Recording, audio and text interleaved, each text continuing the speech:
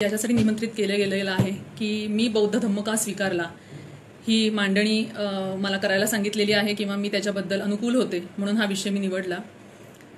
याच्यामध्ये माझी झालेली सगळी प्रक्रिया समजून घेण्यामध्ये आपल्या सगळ्या उपस्थित किंवा श्रोतेवर्गाला आनंद असेल असं मला सांगण्यात आलं।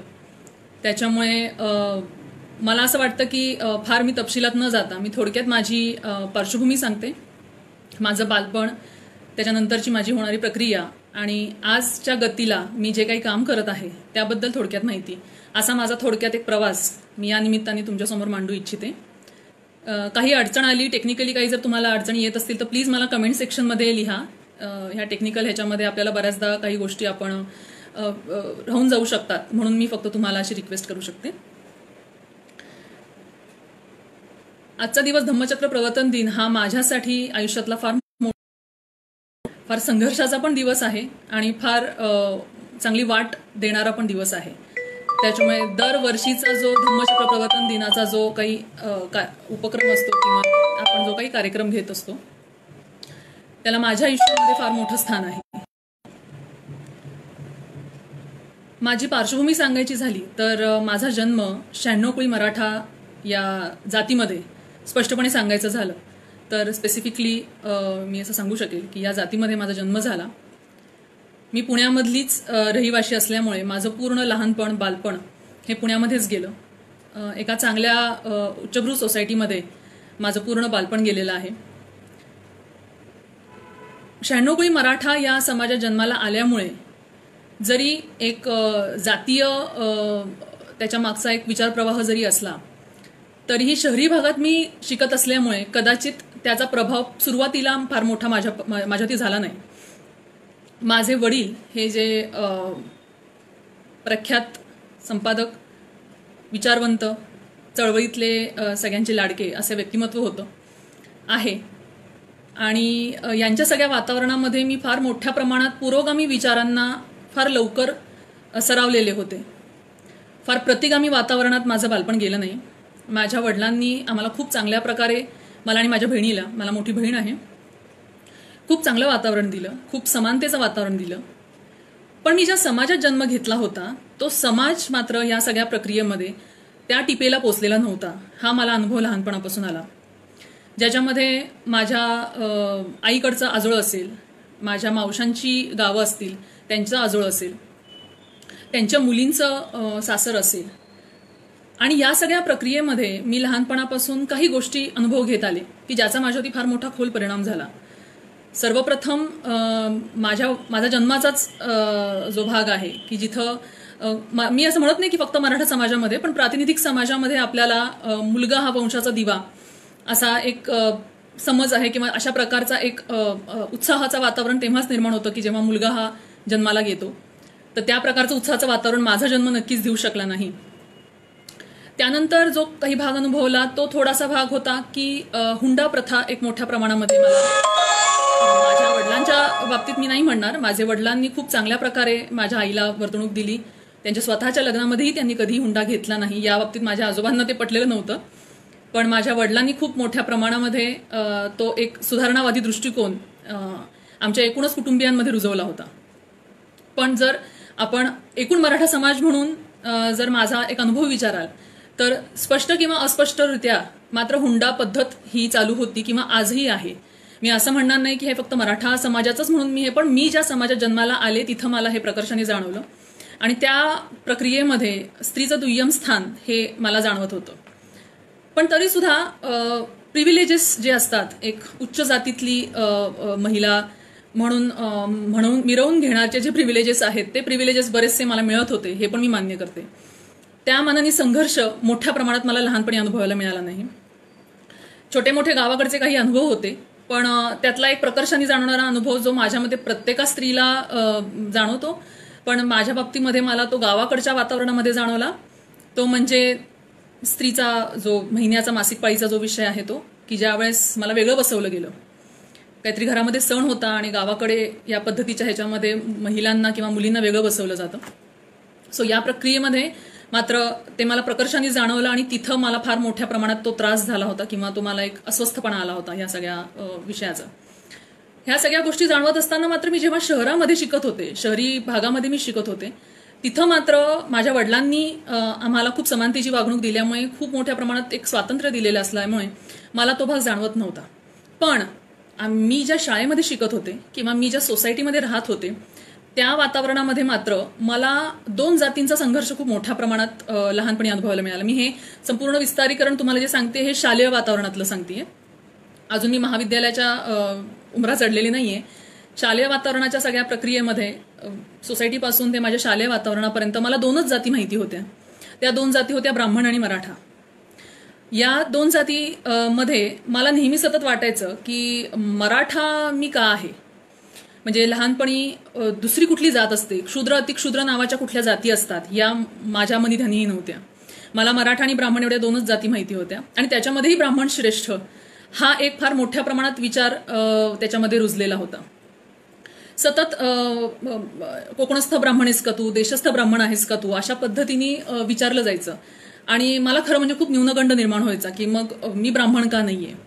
आणि त्या सगळ्या प्रक्रियेमध्ये मला असं वाटायला लागलं की ब्राह्मण म्हणजे कोणीतरी श्रेष्ठ आहेत आणि मी कुणीतरी फार कनिष्ठ आहे. याच्यामध्ये आणखीन कनिष्ठ काय असू शकतं ह्याचा विचारही तेव्हा माझ्या ध्यानी नव्हता. पण मला एक मात्र वाटायचं एका टप्प्याला की हेवा वाटायचा की मी ब्राह्मण असायला पाहिजे होते, किंवा अगदी मनातल्या आतल्या कोपऱ्यात जर तुम्ही गेलात तर एक तिरस्कारही होता की हे ब्राह्मण काय स्वतःला शहाणे समजतात का, हा एक काहीतरी एक भाग त्याच्यामध्ये रुजलेला होता. पण तरी काही गोष्टी अनुकरण व्हायचं त्या प्रक्रियेमध्ये की ब्राह्मणांचा हा भाग जर तुम्ही बघितलात तर तुम्ही खूप चांगल्या प्रकारे वर्तन करताय असा एक आदर्श दिसायचा. त्यामुळे मराठा आणि ब्राह्मण ह्या संघर्षात मी हा सगळा अनुभव घेत असताना मला असं वाटलं की ब्राह्मण आणि मराठा ह्याच्या पलीकडे पण कुठल्या जाती आहेत याचा जो एक ओळख म्हणता येईल किंवा ह्याची जी एक जाणीव म्हणता येईल ही मला महाविद्यालयीन जीवनामध्ये सुरू झाली. महाविद्यालयीन जीवनामध्ये असताना सुरुवातीला मी इंजिनिअरिंगला गेले होते. फार काहीतरी मोठी मी इंजिनियर बनणार होते, पण माझं मन त्याच्यात रमलं नाही. माझे वडील पत्रकार, लेखक, संपादक असल्यामुळे मला सुद्धा आर्ट्स ह्या विषयाकडे जास्त ओढा होता. त्याच्यामुळे माझ्या वडिलांनी मला ती पूर्ण फ्रीडम दिलं की तुला ज्या विषयात अभ्यास करायचा, ज्या विषयात तुला करिअर करायचं त्या विषयात तू करिअर कर. So thanks to him for giving me that freedom. आणि मग मी आर्ट्समध्ये माझं ग्रॅज्युएशन केलं. आर्ट्समध्ये मी माझं BA केलं आणि हे आर्ट्स करत असताना मी पत्रकारच होण्याच्या अनुषंगाने मी सगळ्या माझी वाटचाल सुरू झाली होती.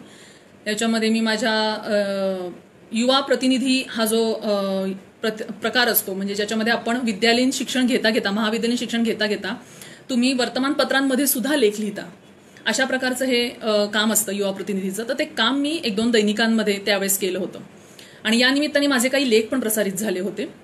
तर ह्या सगळ्या लेखांच्या प्रसारित होण्याच्या मागची एक भावना तुम्हाला सांगते की ख्रिश्चन झालं त्यांचा ख्रिसमस म्हणून सण असतो, मुस्लिम झालं त्यांचा आपला ईद सण असतो, दिवाळी सण असतो हिंदूंचा, अशा बऱ्याच 3-4 सणांचं मी आणि माझ्या मैत्रिणींनी कव्हरेज केलं होतं आणि त्याबद्दलची मालिका आम्ही चालवली होती. पण ह्याच्यामध्ये कुठल्याही प्रकारे धर्मांचा तौलनिक अभ्यास किंवा कंपॅरिझन हा भाग त्याच्यामध्ये नव्हता. त्याच्यामध्ये फक्त एवढाच भाग होता की उत्सव किती छान आहे प्रत्येका धर्माचा, प्रत्येका धर्मामध्ये किती वेगवेगळे उत्सव चांगल्या प्रकारे मांडले गेलेले आहेत, असा एक आनंददायी सोहळा म्हणूनच फक्त मी त्याच्याकडे तोपर्यंत बघत होते. त्यामुळे कुठल्याही धर्मामध्ये कुठल्या समतेच्या परंपरा आहेत, कुठल्या विषमतेच्या परंपरा आहेत ह्याच्याबद्दलचा कुठल्याही प्रकारचा अभ्यास त्यावेळेस नक्कीच माझ्याकडून झाला नाही. त्यावेळेस मी गांधींच्या प्रभावाखाली खूप मोठ्या प्रमाणात होते, महात्मा गांधींच्या, आणि त्यांचे सत्याचे प्रयोग हे जे पुस्तक आहे ह्या पुस्तकाने मी फार मोठी भारावून गेले होते. त्यामुळे समाजवादी आणि गांधीवादी विचारांकडे मी फार मोठ्या प्रमाणात ओढले गेले. त्यांच्यावरती मी एक लेख सुद्धा लिहिला होता, त्याचं प्रचंड प्रशंसा त्या काळात झालेली होती. आणि त्यावेळेस नाही म्हटलं तरी सुद्धा बऱ्यापैकी माझ्या वडिलांकडून समाजवादी आणि गांधीवादी विचारांचा एक जो धागा आहे तो माझ्याकडे आलेला होता. त्यामुळे तोपर्यंत आर्ग्युमेंट्स फार मोठ्या प्रमाणात सुरू नव्हते. आणि या दरम्यानमध्ये युवा सकाळमध्ये मी NIE म्हणजे न्यूजपेपर इन एज्युकेशन म्हणून काम बघत असताना वेगवेगळ्या वस्तीतल्या मुलांच्या ज्या सरकारी शाळा आहे तिथं आम्ही काही युवा प्रतिनिधी आम्ही ट्रेनिंग्स घ्यायला जायचो त्या मुलींचे. आणि त्यावेळेस त्या मुलींच्या वस्तीतल्या काय समस्या आहेत, त्या मुलींना कुठल्या कुठल्या संघर्षातून जावं लागतं ह्याची ओळख मला तिथं सुरू झाली. आणि मला असं वाटायला लागलं की फक्त पत्रकार म्हणून मला ह्या प्रश्न किंवा ह्या समस्या समजणार नाहीत किंवा सोडवता येणार नाहीत, तर मला त्याच्यासाठी नक्कीच एक सामाजिक कार्यकर्ती म्हणूनच काम करावं लागेल. आणि त्याच्यामुळे मला ह्याच्यामध्ये एक फार मोठा भाग असा वाटला की ह्या सगळ्या वातावरणामध्ये प्रश्न समजून घेण्याच्या उद्दिष्टाने, प्रश्नांची सोडवणूक करण्याच्या उद्दिष्टाने मी MSW म्हणजे सामाजिक कार्याचा जो अभ्यासक्रम आहे की जिकडे तुम्ही सामाजिक कार्याचा अभ्यास पण करता आणि शिवाय तुम्ही त्याच्यामध्ये तुमचं उदरनिर्वाहाचं साधन म्हणून सुद्धा तुम्ही त्याच्याकडे बघू शकता, अशा दोन्ही गोष्टींचा विचार करून मी MSWचा कोर्सला ऍडमिशन घेतलं. अगदी स्पष्टपणे सांगायचं तर MSWला येईपर्यंत सुद्धा मला जाती व्यवस्थेची ब्राह्मण आणि मराठा सोडला तर तशी फारशी मोठी ओळख झालेली नव्हती. जेव्हा कर्वे इन्स्टिट्यूटला मी ऍडमिशन घेतलं, सुरुवातीचा काही काळ बऱ्यापैकी नेहमीच्या अकॅडमिक्समध्ये गेला. आम्हाला रिसर्च विषय असतो करण्यासाठी. 2 वर्षामध्ये आम्हाला एक रिसर्च सादर करावा लागतो MSWच्या विद्यार्थ्यांना. आणि त्या रिसर्चच्या विषयामध्ये मी कुठला विषय घ्यावा हा माझ्यासमोर प्रश्न होता. तर मला वुमन एम्पॉवरमेंट किंवा महिलांच्या रिलेटेड जे विषय आहेत त्याच्यामध्ये फार आवड होती किंवा त्याच्यामध्ये गती होती असं म्हणूयात. त्याच्यामुळे मला असं वाटलं की ह्या विषयाच्या संबंधितच मी एखादा रिसर्चचा विषय घ्यावा आणि विधवा पुनर्विवाहाचा विषय मी ह्याच्यामध्ये रिसर्चचा विषय म्हणून निवडला. ह्याच्यामध्ये विधवा पुनर्विवाहाच्या विषयामध्ये फार पहिल्यापासून आपल्याकडे जर आपण इतिहास चाळला, तर मी त्या तत्वज्ञानात जाणार नाही, पण आपण जर हा विषय चाळला तर आपल्याला एक लक्षात येईल की ब्राह्मण विधवांवरती झालेले अत्याचार किंवा ब्राह्मण विधवांनी न केलेले पुनर्विवाह याच्यावरती फार मोठ्या प्रमाणात बोललं गेलं. त्यामुळे माझ्या रिसर्चचा विषय मी तयार करताना मी ब्राह्मण विधवा आणि त्यांच्या पुनर्विवाहाचा प्रश्न या संदर्भामध्येच हा रिसर्चचा विषय मी सुरुवात केलेली होती. माझ्या वडिलांशी चर्चा करताना त्यांनी मला एक सुचवलं की तू फक्त ब्राह्मण विधवांबद्दलच का अभ्यास करतेयस, मराठा समाजातल्या आपल्या समाजातल्या पण विधवांचा तू त्याच्यामध्ये अंतर्भाव कर. आणि मला हा विचार अतिशय महत्त्वपूर्ण वाटला, कारण की मी ज्या समाजामध्ये जन्माला आलेली आहे, मी ज्या समाजामध्ये महिलांचं दुय्यम स्थान लहानपणापासून अनुभवत आलेली आहे, तर त्या समाजातल्या विधवांचं काय आत्ताची स्थिती आहे हे जाणून घेणं या रिसर्चच्या निमित्ताने मला शक्य होणार होतं. आणि त्याच्यामुळे मी याच्यामध्ये ब्राह्मण आणि मराठा अशा दोन्ही जातीतल्या विधवांचा अभ्यास केला. त्याच्यामध्येही मला प्रकर्षाने फार मोठ्या प्रमाणात काही फाइंडिंग्ज आले की ज्याच्यामध्ये तुलनेने मला ब्राह्मण विधवांची अवेलेबिलिटी फार लवकर मिळाली. म्हणजे आमच्या ह्याच्यामध्ये ती प्रक्रिया असते की आम्हाला रिस्पॉन्डंट मिळावे लागतात. आम्हाला ज्यांच्याबद्दल आम्हाला माहिती लिहायची आहे त्यांची आम्हाला मुलाखत आधी घ्यावी लागते. तर ती मुलाखत घेताना मला ब्राह्मण विधवा तुलनेने मिळू शकायच्या, पण मला मराठा विधवा अवेलेबल पण होत नव्हत्या. म्हणजे त्या समाजासमोर येऊन त्यांचे प्रश्न मांडायला कुणीतरी एक रिसर्च करणारी मुलगी येते आणि ती तुम्हाला 4 प्रश्न विचारते, ह्याच्याबद्दल सुद्धा एक फार मोठा काय म्हणतात न्यूनगंड त्यांच्या मनामध्ये होता. बऱ्याचशा महिला म्हणजे बऱ्याचशा मराठा विधवा महिला या रिसर्चच्या दरम्यान मी असा अनुभव घेतला की त्या आतमध्ये किचनमध्ये बसलेल्या असायच्या किंवा त्यांच्या माझघरात बसलेल्या असायच्या आणि बाहेर हॉलमध्ये जिथं मी पेन आणि पॅड घेऊन बसलेली असायची तिकडे त्या यायच्या सुद्धा नाहीत, कारण की बाहेर त्यांची मुलगा किंवा पुरुष मंडळी थोडक्यात बाहेर हॉलमध्ये बसलेली असेल, त्यांच्यासमोर आम्ही कसं बोलू या न्यूनगंडामध्ये त्या असायच्या. त्या मानाने ब्राह्मण विधवा महिला मला अशी दिसली की ती हॉलमध्ये असायची, ती टीव्ही बघत असायची, ती आर्थिकदृष्ट्या संपन्न होती तुलनेनी आणि तिच्यामध्ये सांस्कृतिकतेचा एक फार मोठा तिच्यावरती परिणाम झालेला होता, कारण की सांस्कृतिक कार्यक्रमात तिला सहभागी करून घेतलं जात नव्हतं. हा एक फार मोठा त्यांच्यामध्ये एक लॅक्युना किंवा एक फार मोठ्या प्रमाणात एक ती विषण्णपणा त्यांच्या मनामध्ये तो होता. पण मराठा जातीच्या विधवेच्या बाबतीमध्ये मी हा अनुभव घेतला की मुळामध्ये ती आर्थिकदृष्ट्या सुद्धा तिच्या मुलावरती अवलंबून असायची. आणि इथं मला फार मोठ्या प्रमाणामध्ये आपल्या स्त्रियांमध्ये किंवा मराठा जातीच्या स्त्रियांमध्ये अजून आर्थिक स्वावलंबन कसं निर्माण करता येईल याबद्दलचा एक विचार प्रवाह सुरू झाला. ही सगळी प्रक्रिया होईपर्यंत या 2 जातीमध्ये मी माझी मानसिकता अडकलेली होती. पण आमचा MSWचा जो ग्रुप होता त्याच्यामध्ये काही क्रांतिकारक विचारांनी आणि आमच्या काही मित्रमंडळींनी त्याच्यामध्ये भर घातली. आम्ही बरेच चर्चा करायचो, आमचे वेगवेगळे सेमिनार्स चालायचे, वादविवाद चालायचे. मग त्याच्यामध्ये जसं मी मगाशी म्हटलं, मी समाजवादी गांधी विचारांनी प्रेरित असल्यामुळे मी तो विचार प्रवाह तिथं मांडत होते. आणि त्यामध्ये काही मंडळी होती की जी जाती व्यवस्था, बाबासाहेब आंबेडकर आणि बुद्ध वगैरे असे विचार मांडणारे होते. मला त्यांचे विचार पडत होते काही प्रमाणामध्ये, पण मी त्या विचारांना मान्य पूर्णपणे केलेलं नव्हतं असं म्हणता येईल हवं तर. पण चर्चा चालू होत्या आणि ह्या चर्चा चालू असताना वस्ती पातळीवरती जे आमचं फील्डवर्क आम्हाला करावं लागतं, म्हणजे मी 1-2 वस्ती पातळीवरच्या ज्या सामाजिक संस्था आहेत जिथं मी फील्डवर्क केलं, जिथं मला झोपडपट्ट्या म्हणजे काय ह्यांचा पहिल्यांदा फार तीव्रतेने अनुभव आला. मी असं सांगू शकेल की त्या झोपडपट्ट्यांचा अभ्यास करताना आम्हाला कम्युनिटी प्रोफाईल म्हणून एक अभ्यास करावा लागतो. कम्युनिटी प्रोफाईल म्हणजे ज्या वस्तीमध्ये तुम्ही अभ्यास करत असता त्या वस्तीचा समूह कुठल्या प्रकारचा आहे, ह्या जाती कुठल्या प्रकारच्या आहेत, किती टक्के लोक कुठल्या जातीचे आहेत, कुठल्या समूहातून आली आहे, स्त्री पुरुष किती आहेत. मग बाकीचे पण आणखीन विषय असतात की समाज मंदिरं किती आहेत, तिकडे ग्राउंड्स किती आहेत, तिथे मेडिकल फॅसिलिटीज काय आहेत, अशा प्रकारचे बरेचसे त्यात उल्लेख असतात. पण त्याच्यामध्ये मुख्यतः मला जो विषय जाणवला तो म्हणजे खालच्या जातीतले म्हणजे महार आणि मातंग ह्या समाजातली जी लोक आहेत ही मोठ्या प्रमाणामध्ये वस्तीमध्ये राहतात. महार आणि मातंग हा विषयच मुळामध्ये माझ्यासाठी खूप नवीन होता. मुस्लिम समाजातली लोक तिकडे फार मोठ्या प्रमाणात मला दिसली आणि जे दिसले नाहीत ते म्हणजे मराठा आणि ब्राह्मण जातीतली लोक. आणि मला हा प्रश्न मग पडायला लागला की मराठा आणि ब्राह्मण समाजातली लोक वस्तीमध्ये का जास्त नाहीयेत आणि मग महार मातंग आणि मुस्लिम या समूहातली लोक इथं फार मोठ्या प्रमाणात का आहेत. आणि मग जातीव्यवस्थेचा खऱ्या अर्थाने विषय सुरू झाला. कारण की मला असं वाटतं की ही मुळामध्ये जी विचारप्रवाह करण्याची पद्धत आहे किंवा हा विषय आहे हा खरं म्हणजे समतेच्या प्रक्रियेतूनच खरं म्हणजे सुरू झाला. कारण की ही मला विषमता वाटायला लागली होती. ही कम्प्लिटली विषमता आहे की काही समाज आहे जो फ्लॅटमध्ये राहतोय, जो बंगल्यामध्ये राहतोय, जो अतिशय चांगल्या सुखसुविधांमध्ये राहतोय, अगदीच काही त्याच्यातले अगदी 0.01% कुठंतरी वस्त्यांमध्ये असतील आणि मॅक्झिमम समाज 90% समाज महार मातंग मुस्लिम हा समाज आपल्या वस्त्यांमध्ये राहतोय, आपल्या झोपडपट्ट्यांमध्ये राहतोय. तर एवढी विषमता का आहे आणि ही विषमता कशी निर्माण झाली आणि इथून माझ्या ह्या सगळ्या विचारांना खरं म्हणजे सुरुवात झाली की ही मला जाणून घ्यायचं, ह्याच्या मागचं कारण काय आहे ते जाणून घ्यायचं आहे. आणि ही प्रक्रिया जाणून घेत असताना मग माझा बाबासाहेबांचा अभ्यास सुरू झाला. त्या प्रक्रियेमध्ये पहिल्यांदा माझी ओळख झाली ती ज्योतिबांशी खरं म्हणजे झाली. त्या प्रक्रियेमध्ये ज्योतिबांनी लिहिलेले सगळं साहित्य असेल, शेतकऱ्याचा आसूड किंवा त्यांचा पोवाडा, सावित्रीबाईंची पुस्तकं असतील. सावित्रीबाईंना वाचल्यानंतर तर मी गणपती आणि गौरी आणि ज्योतिबांना वाचल्यानंतर गणपती आणि गौरीचं पूर्णपणे मी दहन केलं असं म्हणता येईल. दरवर्षी गणपती आणि गौरीला नटून थटून सजून जाणारी मी आईला विरोध करायला लागले की मी गणपती गौरीला मानणार नाही, मी मूर्तीपूजा मानणार नाही, मी तू सरस्वती आणि ह्यांचं पूजन करण्यापेक्षा तू सावित्रीचं पूजन कर, तू सावित्रीची पुस्तकं वाच. कारण की सावित्रीने आपल्याला शिक्षण द्यायला शिकवलेलं या विचारांनी ती सुरुवात झाली. ज्योतिबा फुले हे मला सगळ्यात मोठे क्रांतिकारक वाटायला लागले. मला असं वाटलं की ज्योतिबा फुलेंइतका समतावादी पुरुष आतापर्यंत या जगामध्ये कधीच जन्माला आलेला नसेल. आणि ज्योतिबा फुले, सावित्रीबाई फुले हा विचार सुरू असतानाच एकीकडे गांधींचा विचार पूर्णपणे डोक्यातून तसा गेलेला नव्हता. पण आमच्या MSWच्या सगळ्या प्रक्रियेमध्ये चर्चा सतत घडत होत्या.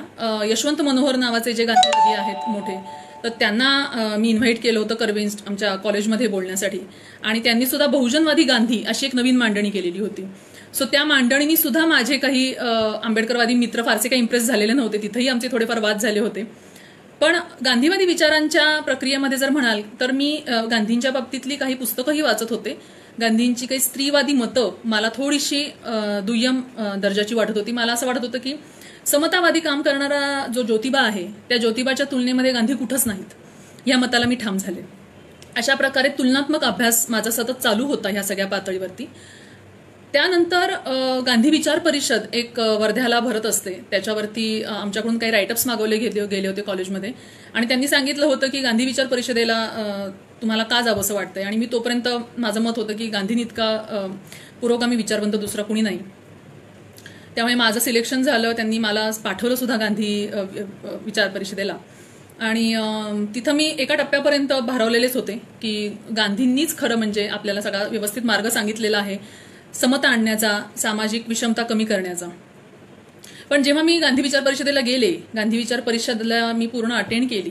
गांधी विचार परिषदेचं शेवटचं जे सत्र होतं ते चंद्रशेखर धर्माधिकारी न्यायमूर्ती जे आता वारले पण फार मोठे गांधीवादी ते, आणि त्यांचं सत्र पण खूप सुंदर झालं. म्हणजे गांधींचा एक करुणेचा जो भाग आहे, गांधींनी ज्या प्रकारे त्यांच्यामध्ये करुणा होती तो भाग त्यांनी इतका सुंदर हे केला की फार भारावून जायला झालं होतं मला.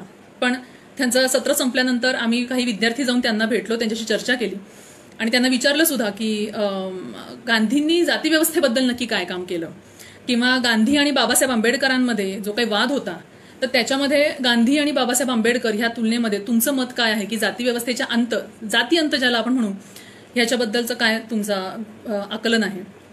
आणि त्या ह्याच्यामध्ये चंद्रशेखर धर्माधिकाऱ्यांनी कदाचित जाहीरपणे नाही पण आमच्या विद्यार्थ्यांच्या गटामध्ये तरी त्यांनी हे सांगितलं की जाती अंतासाठी सगळ्यात मोठं कार्य बाबासाहेब आंबेडकरांनी केलं, त्या कार्याच्यापर्यंत गांधीजी नाही पोहोचू शकलेले. त्या एका वाक्याने फार मोठी कलाटणी माझ्या सगळ्या विचारांना मिळाली. कारण की एक गांधीवादी कार्यकर्ता आम्हाला सांगतोय की बाबासाहेब आंबेडकरांनी फार मोठ्या प्रमाणामध्ये जातीअंताचं कार्य केलं, कदाचित तेवढी उंची गांधींना पण गाठता आलेली नाहीये. तोपर्यंत विचारांच्या प्रक्रियेमध्ये मला हे जाणवतच होतं की फार मोठ्या प्रमाणामध्ये असमानता गांधींच्या विचारांमध्ये मला काही उल्लेखनीय बाबी सोडता जाणवत होती. तरी सुद्धा गांधींच्या चळवळीमध्ये फार मोठ्या प्रमाणात स्त्रियांनी सहभाग घेतलेला होता, ही गोष्ट सुद्धा दुर्लक्षिली जाण्यासारखी नव्हती. पण तरी सुद्धा आणि मग ह्या सगळ्या प्रक्रियेमध्ये मग समतावादी दृष्टिकोन कुठला स्वीकारायचा किंवा मग समानता कुठल्या विचारांनी येईल आणि ही जाती व्यवस्था कुठल्या विचारांनी कमी होऊ शकते याचा माझा अभ्यास सुरू झाला. कारण की जोपर्यंत मला समाजवादी आणि गांधींचा विचार पटत होता तोपर्यंत मी त्या विचारांनी गेले. परंतु जेव्हा त्यातले मला काही लूपहोल्स जाणवायला लागले तेव्हा मग त्यातून एक नवीन विचार, मग ज्योतिबांचा विचार, मग सावित्रीबाई फुलेंचा विचार, आणखीन कुठल्या धर्माचा विचार, असा एक तौलनिक अभ्यास, मी जसं म्हटलं की मी सतत त्याचा कंपॅरिझन करत होते, कुठेतरी रेफरन्सेस लावत होते, तर तो अभ्यास माझा सुरू झाला. आणि त्याच्यामध्ये मग एक मात्र लक्षात आलं की जाती व्यवस्था, कारण की मला स्वतःला जे मान्य नव्हतं ते म्हणजे जातीची उतरंड मला मान्य नव्हती. जो लहानपणापासून ब्राह्मण आणि मराठा हा वाद सुरू झालेला माझ्या डोक्यामध्ये होता, तो पुढे जाऊन शूद्र अतिशूद्र झोपडपट्ट्यांच्या विषयापर्यंत तो गेलेला होता. त्यामुळे जशी स्त्री पुरुष समानता हा मुद्दा फार आधीच रुजलेला होता, तसंच जाती व्यवस्थेमध्ये असलेली उतरंडही मान्य नव्हती. त्याच्यामुळे मी अशा प्रकारचं स्वतःचं आयुष्य नक्कीच जगणार नाही या बाबतीत मी ठाम होते. मी ती जाती व्यवस्था घट्ट करण्यासाठी त्याच जातीत पण मी लग्न करणार नाही ही मानसिकता माझी अगदी पक्की झालेली होती. पण मग समतावादी विचारप्रवाह नक्की कुठला स्वीकारायचा, बाबासाहेबांना तसंच डोळे बंद होऊन स्वीकारायचा आहे का त्याचा आणखीन पण बाकीच्या धर्मांचा अभ्यास करायचा आहे. आणि यासाठी बुद्ध आणि बुद्ध धम्माचे भवितव्य एक पुस्तिका आहे छोटी, बाबासाहेबांनीच लिहिलेली आहे. त्याचा अतिशय चांगल्या प्रकारे मला उपयोग झाला या सगळ्या प्रक्रियेमध्ये, ज्याच्यामध्ये चारही धर्मांचं आपल्याला जर तुम्ही अभ्यास केला असेल किंवा तुम्ही वाचन केलं असेल तर तुम्हाला एक जाणवेल की चारही धर्मांचा ह्याच्यामध्ये आपल्याला कम्पॅरेटिव्ह अभ्यास केलेला दिसतो. आणि ज्याच्यामध्ये मला एक जाणवतं की बुद्ध स्वतःला एक माणूस म्हणून सांगतोय. तो कुठल्याही प्रकारचा प्रेषित नाहीये, तो कुठल्याही प्रकारचा देवाचा माणूस नाहीये, तो स्वतः एक माणूस आहे. तो कुठलाही मुक्तिदाता नाहीये, तर तो मार्गदाता म्हणून आहे. आणि ही गोष्ट मला इतकी फार मोठ्या प्रमाणामध्ये हे होणार होती, कारण की आपल्याकडे झापडबंद पद्धतीने जे सगळं परंपरागत पद्धतीने सगळं पाळायचं असतं, मग त्या रूढी परंपरा स्त्रियांवरती लादलेल्या सगळ्या गोष्टी असू देत, पण ज्या पद्धतीने ते सगळं पारंपरिक आणि ते करायचं आहे, आयुष्यभर आपण ते करत आलेलो आहे, आपल्या पूर्वजांनी ते केलेलं आहे आणि आपली आधीची पिढी सांगतीये म्हणून झापडबंद पद्धतीने आपण ते करायचं आहे. म्हणून जर तुम्ही करत असाल तर ह्या गोष्टीला माझा पहिल्यापासून नकार होता. मला पहिल्यापासून प्रश्न विचारण्याची सवय होती आणि मला असं वाटतं की माझ्या वडिलांनी याच्यामध्ये मला फार मोठ्या प्रमाणामध्ये ती स्पेस दिली. कारण की आईला कळत होतं की हिचं काहीतरी चाललेलं आहे, पण तिला काही फारसं त्यातलं हे नव्हतं. पण माझ्या वडील म्हटले की ती पुस्तक वाचतीये ना, ती चर्चा करतीये ना, आणि तिला करू देत, तिला अभ्यास करू देत. कारण की आणि बौद्ध धर्माच्या बद्दलचा अभ्यास करताना मला वडिलांशी सातत असणाऱ्या चर्चांचा प्रचंड मोठ्या प्रमाणात उपयोग झाला, हे मी अगदी आवर्जून सांगू शकते. म्हणजे कुठल्याही प्रकारची जबरदस्ती त्यांनी माझ्यावरती केली नाही, कुठल्या प्रकारचं बंधन मला घातलं नाही. त्यांना हे लक्षात येत होतं की मी बाबासाहेबांच्या किंवा बुद्धाच्या विचारांकडे झेपावली जातीये आणि मला त्याच्यामध्ये स्वारस्य येत आहे, ह्याचा मला फार माझी संपूर्ण बोलण्याच्या ह्याच्यातून त्यांना हे लक्षात येत होतं. पण त्यांनी कुठल्याही प्रकारे त्याला अडवणूक केली नाही, हे मात्र मी नक्की मान्य करते आणि मी त्याच्याबद्दल त्यांना धन्यवाद देऊ इच्छिते. या सगळ्या प्रक्रियेमध्ये असताना, सगळ्या धर्मांचा अभ्यास करत असताना बौद्ध धर्म, आणि मी जसं म्हटलं की आणखीन एक बौद्ध धर्म स्वीकारण्यामागे किंवा बौद्ध धर्मापर्यंतचा विचार हे करण्यामागे एकतर समतावादी दृष्टिकोन, की जिथं जातीची उतरण नसेल, जिथं माणसाला माणूस म्हणून वागवलं जात असेल, हा विचार मला जसा पटला, तसा स्त्रियांबद्दलचा एक महत्वाचा विचार मला जो जाणवला तो म्हणजे कुठल्याही दुसऱ्या धर्मामध्ये मला स्त्री ही अर्हत पद, म्हणजे ज्याला आपण एक उच्च पद म्हणतो कुठल्याही धर्मातलं, की ती भिक्खुणी बनू शकते, ती अर्हत प्राप्त करू शकते आपल्या धर्मामध्ये, बुद्ध धर्मामध्ये, ही सोय किंवा ही स्पेस फक्त मला बुद्ध धर्मच देऊ शकतो एक स्त्री म्हणून. दुसऱ्या कुठल्याही धर्मामध्ये मी त्या अर्हत पदापर्यंत जाऊ शकत नाही. ही फार मोठी जमेची बाजू मला बौद्ध धर्मामध्ये वाटली आणि त्याच्यामुळे मला असं वाटलं की बौद्ध धर्म किंवा बौद्ध धम्म हाच समाजाला एका समतावादी पातळीवरती आणण्याचा प्रयत्न करू शकतो. ही झाली काही पुस्तकं आणि काही वैचारिक चर्चेतून येणारी तत्वज्ञानात्मक मांडणी.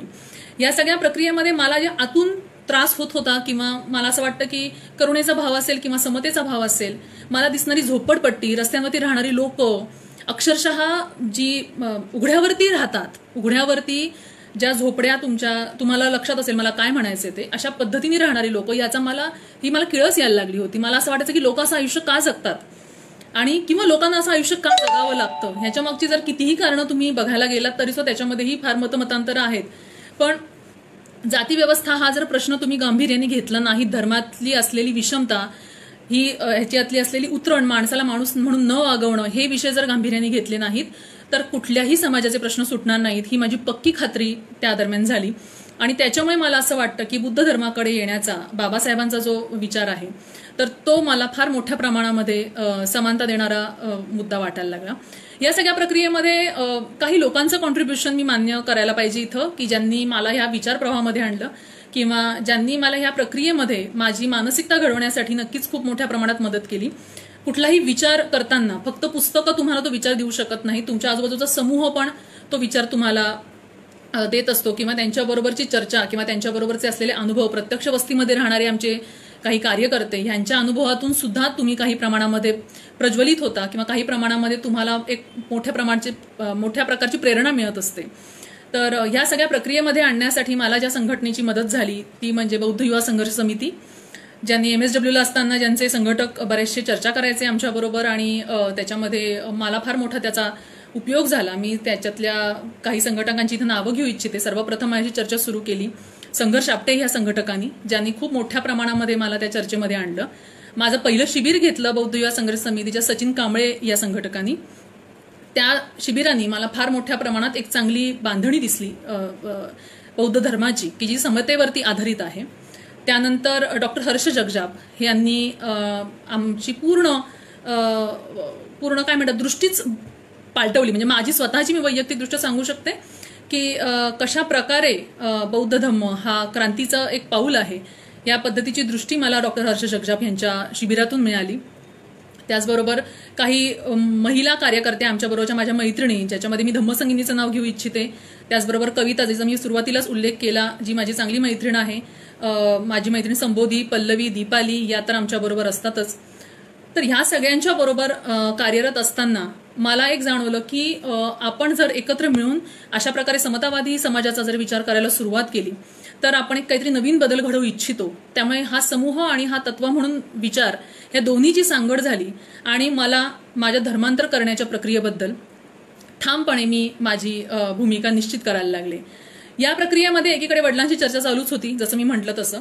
आणि वडिलांची चर्चा चालू असताना माझं पूर्वाश्रमीचं नाव मी इथं सांगू इच्छिते. माझं पूर्वाश्रमीचं नाव दीपा अरुण खोरे आणि आत्ताचं जे नाव आहे की जेव्हा मी माझ्या वडिलांशी चर्चा केली त्याच्यानंतर मी माझं नाव दीपा हे बदलून माझं नाव मी संघमित्रा हे केलं.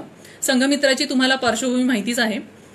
संघमित्रा ही सम्राट अशोकाची मुलगी की जिने बौद्ध धम्माचा प्रचार आणि प्रसार केला.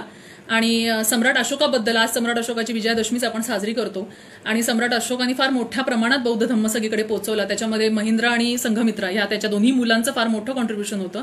आणि ही चर्चा मी आणि माझे वडील खरं म्हणजे करत होतो.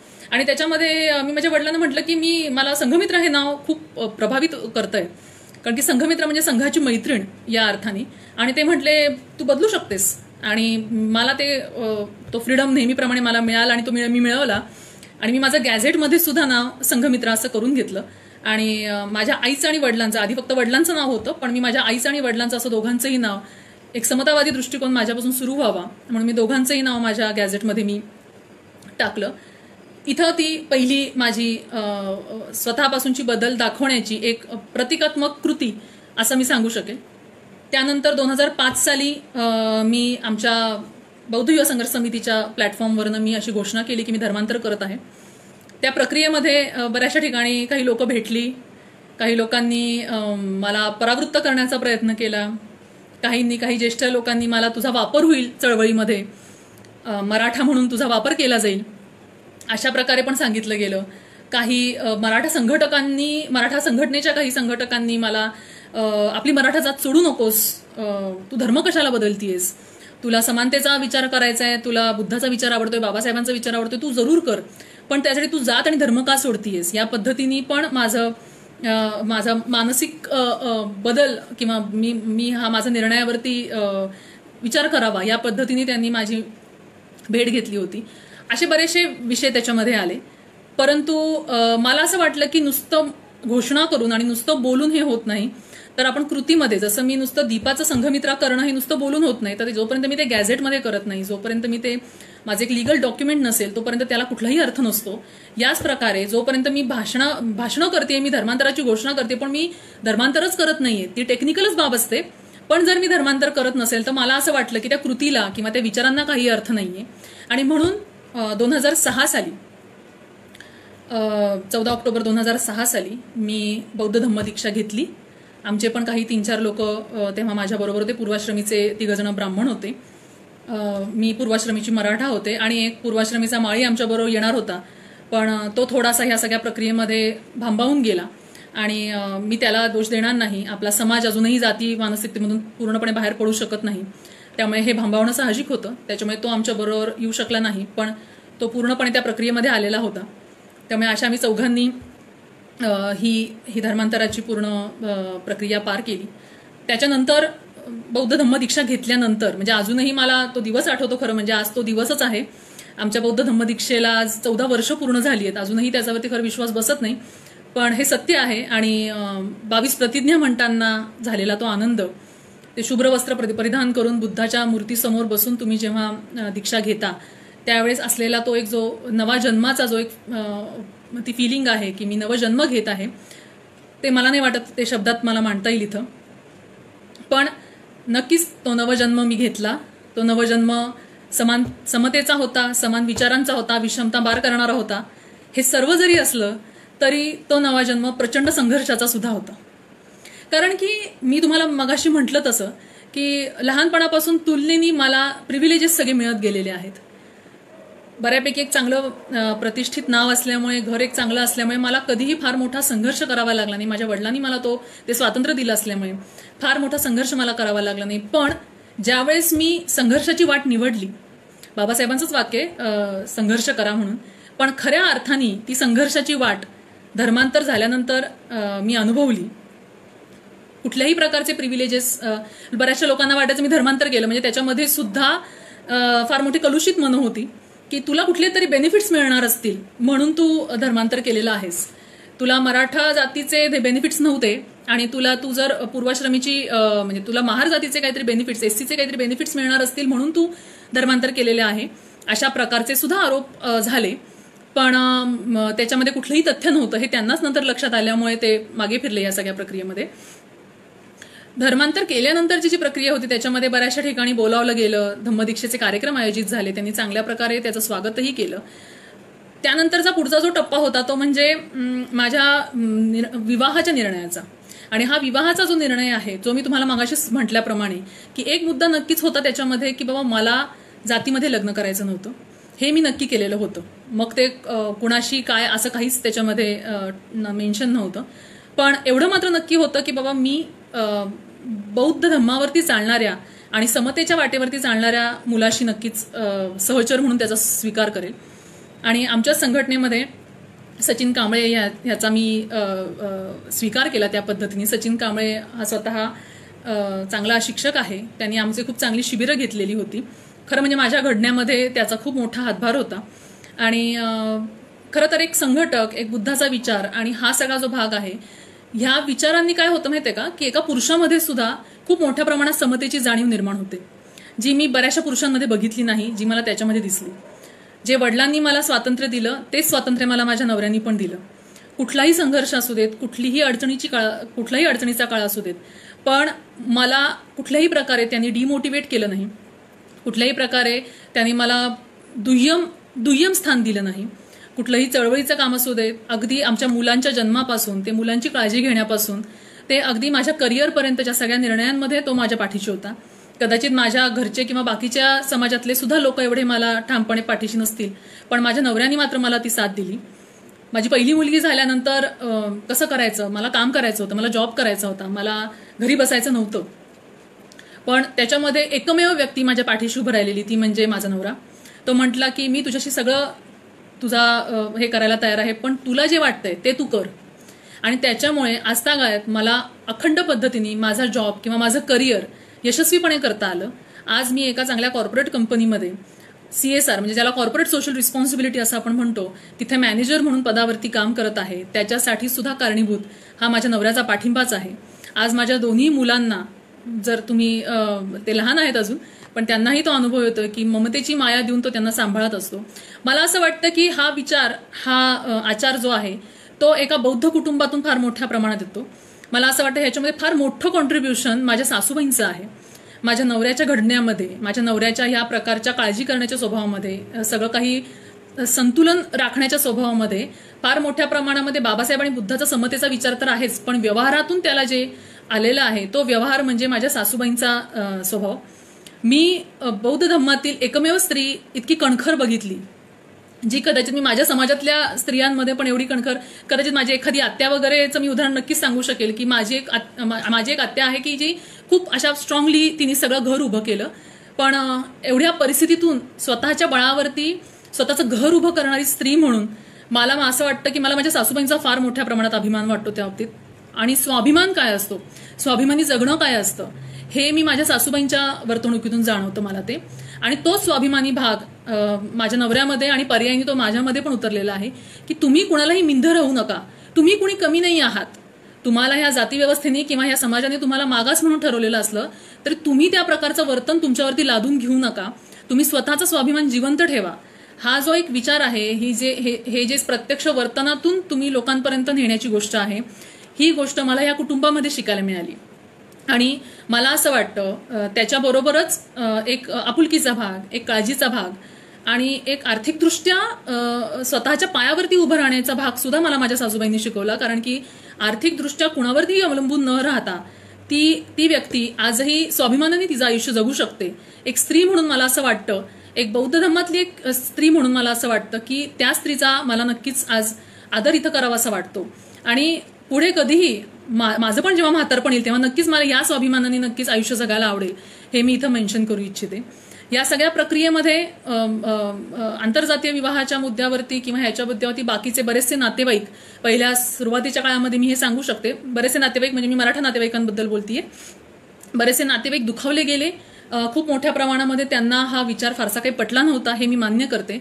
पण मी आज एक सांगू शकते की बऱ्याचशा कालावधीनंतर जेव्हा मी, माझ्या नवऱ्यांनी, माझ्या घरच्यांनी मिळून ज्या प्रकारे आम्ही आमचं नातेसंबंध जपले आणि त्यांना सुद्धा लक्षात आलं की बाबा हे एक चांगलं जेन्युइन काम करत आहे, समतेच्या वाटेवरचं काहीतरी काम करत आहेत.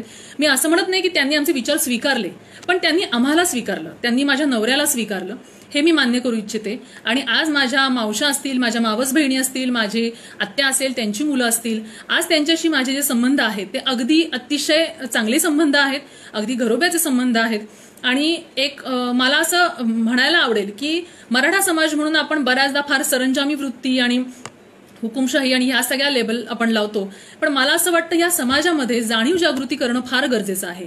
आपण कुठल्याही समाजाबद्दल बोलताना आपण त्या समाजामध्ये आणखीन कुठल्या गॅप्स आहेत ज्या भरायला पाहिजेत, आपण त्या समाजाला विश्वासात घेऊन कसं पुढे नेलं पाहिजे, मला असं वाटतं या गोष्टींवरती काम होणं जास्त गरजेचं आहे. आपण खूप मोठ्या प्रमाणामध्ये सतत त्याच्यातल्या तफावती आणि बौद्ध समाज आणि मराठा समाज हा कसा शत्रू आहे एकमेकांचा, ह्याच्यामध्ये आपण खूप एनर्जी वेस्ट करतो. उदाहरणार्थ भीमा कोरेगावचा जो विषय झाला त्याच्यामध्ये हाच मोठ्या प्रमाणात विषय झाला. म्हणजे मला असं वाटतं की ह्या सगळ्या वादांमध्ये पडण्यापेक्षा मला तर असं वाटतं मराठा समाजाने तरी का आज फार मोठ्या प्रमाणामध्ये आपलं स्वतःचं सारखं कौतुक करावं. म्हणजे लहानपणापासून मला जे फिलिंग आलेलं होतं की तरी सुद्धा ब्राह्मणच श्रेष्ठ आहेत, मग आपण कशाच्या ह्याच्यावरती शेखी मिरवतोय, हा मला आजही पडणारा प्रश्न आहे. पण मी एवढं नक्की म्हणू इच्छिते की मराठा स्त्री म्हणून तिलाही आज बाहेर पडायची इच्छा आहे, तिलाही आज नवं शिकायची इच्छा आहे. मराठा पुरुष म्हणून तोही आज चांगल्या प्रकारे शिक्षण घेऊन मोठ्या पदांवरती काम करू शकतो, त्याला सुद्धा आपल्याला समतेची वाट दाखवण्याची गरज आहे. आज ब्राह्मण आणि बौद्ध पुरुष असं मी समजू शकते, ब्राह्मण आणि बौद्ध पुरुष किंवा ब्राह्मण आणि बौद्ध समाज हा तुलनेने मला सामाजिक आणि सांस्कृतिक दृष्ट्या तुल्यबळ वाटतो. एकमेकांच्या काही सिमिलॅरिटीज त्याच्यामध्ये मला दिसतात. त्या तुलनेमध्ये मराठा समाज किंवा मराठा पुरुष किंवा मराठा स्त्री ही सुद्धा अंतर्भूत होऊ शकते. फक्त आपण आपल्यातले जे मतभेद आहेत आणि सारखे जे आपण एकमेकांवरती दोषारोप करतो हा विषय न करता आपण एक डायलॉग साधला गेला पाहिजे. आपण एकमेकांची चर्चा केली पाहिजे. वेगवेगळ्या समाजातली जी लोक आहेत त्यांना जोडलं गेलं पाहिजे. मला आज माझ्या नातेवाईकांकडे बघून असं वाटतं की त्यांच्यापर्यंत जर हे विचार आधी पोहोचले असते, त्यांच्याशी जर डायलॉग झाला असता, कदाचित आजच्या पिढीला मी नाही लगेच बदलवू शकणार, हे मी मान्य करते. आज मी जशी बदलले, कदाचित त्याच्यामध्ये माझ्या वडिलांचा फार मोठा भाग होता, कारण की माझ्या वडिलांनी लहानपणापासून आम्हाला ती स्पेस दिलेली होती. कदाचित प्रत्येक मराठा मुलीला ती स्पेस मिळणार नाही तिच्या घरामध्ये, किंवा प्रत्येक मराठा पुरुषाला एक वंशाचा दिवा म्हणूनच बघितलं जाईल. पण जर नवीन येणारी जी पिढी आहे त्या नवीन येणाऱ्या पिढीमध्ये जर आपण एक प्रकारचं बाळकडू निर्माण केलं, आपण त्यांच्यामध्ये एक विचार प्रवाह सुरू केला, त्यांच्याशी डायलॉग करायला सुरुवात केली, कुठल्याही प्रकारची पूर्वग्रहित वाईट दृष्टिकोन न ठेवता आपण या समाजाला सुद्धा आपल्यामध्ये सामावून घेण्याचा प्रयत्न. आणि मला माहिती आहे की आपला बौद्ध समाज जो आहे तो खूप खूप ऍक्सेप्टेबल आहे. मला स्वतःला सचिनच्या सगळ्या नातेवाईकांनी, सचिनच्या कुटुंबानी कुठल्याही प्रकारचं काहीही हे न करता स्वीकारलं आणि आजही ते फार मनापासून माझ्याशी सगळेजण वागत असतात. त्यामुळे आपला बौद्ध समाजच एक समाज असा आहे की जो सगळ्यांना स्वीकारतो आणि जो पुढे घेऊन जातो सगळ्यांना आपल्याबरोबर. तर मला असं वाटतं की ही डायलॉग करण्याची गरज आहे. हिंदू धर्म झालं, मुस्लिम धर्म झालं, ख्रिश्चन धर्म झालं, इतर धर्म झाले, ह्याच्यामध्ये सुद्धा एक स्पेस प्रत्येका पुरोगामी विचारवंताला हवी असते. मला असं वाटतं की आत्ताच्या पिढीपासून जर आपण ती स्पेस निर्माण करायला सुरुवात केली, समतेच्या वाटेवरती जर आपण जायला सुरुवात केली, तर मला असं वाटतं ही नक्कीच मोठी एक वाटचाल ठरू शकेल. आणि त्या दृष्टीने समतावादी विचार प्रवाह हा सगळीकडे विखुरला जावा. प्रत्येका ह्याच्यातले समतावादी विचार घेऊन ते धागे कसे एकत्र गुंतता येतील, तो संवाद कसा पुढे नेता येईल, या दृष्टीनेच आम्ही काही संघटकांनी मिळून भारतीय समता संघाची स्थापना केलेली आहे. तुम्ही जर माझ्या ह्याच्यातील संघटक भारतीय समता संघ हे वाचलं असेल तर सध्याच्या टप्प्यामध्ये मी या प्रकारचं काम करत आहे की ज्या विविध विचार प्रवाह, विविध धर्मातले समतावादी विचार प्रवाह आहेत ह्यांना जाणून घेऊन त्यांची एक आपल्याला नाव बांधता येईल का, विविध जातीय ह्याच्यात अडकलेली जी लोक आहेत त्यांना सुद्धा आपण कुठली एक स्पेस निर्माण करून देऊ शकतो का, ज्याच्यामध्ये आपल्याला एक समतावादी नवीन समाज निर्माण करता येऊ शकतो. या पद्धतीने आज मी कार्य करत आहे आणि त्याच्यामुळे आज भारतीय समता संघ आम्हाला एका वेगळ्या प्लॅटफॉर्मवरती नेण्याची इच्छा आहे. आणि त्याचंच एक काय म्हणता येईल, त्याचंच एक रूप म्हणून थोडक्यात मला बहुजन संघटक ही संघटना जाणवली. कारण की बहुजन संघटक या संघटनेचं सुद्धा एक प्रकारचा प्लॅटफॉर्म मला एक जाणवतोय की ते वेगवेगळ्या विचारवंतांना, वेगवेगळ्या समाजातल्या, मुस्लिम समाजात असू देत किंवा दुसऱ्या वाल्मिकी आणखीन 2-3 समाजातल्या, मातंग समाजातल्या वगैरे महिलांना सुद्धा त्यांनी इथं आमंत्रित केलेलं आहे. त्यांनी पण आपले विचार मांडलेले आहेत. मगाशी संबोधी बोलली ब्राह्मण समाजातली व्यक्ती, आज मराठा समाजातली बोलती आहे. अजून पण तुम्ही विविध समाजातल्या लोकांना इथं आणत आहात. तर हा एक प्रकारे समतावादी विचार प्रवाहच आपण ह्याच्यातून पुढे नेत आहोत. सो मला असं वाटतं की या सगळ्या प्रक्रियेमध्ये बुद्धाचं जे तत्वज्ञान आहे, बाबासाहेबांनी मांडलेला जो विचार आहे आणि माझे जे वैयक्तिक अनुभव आहेत हे मला आज इथे मांडायचे होते. माझ्या मते बऱ्यापैकी मी 1 तासभर मांडणी केलेली आहे आणि बहुजन संघटकनी ही मला संधी उपलब्ध करून दिली, त्याच्याबद्दल मी परत एकदा त्यांचे धन्यवाद देते. अजून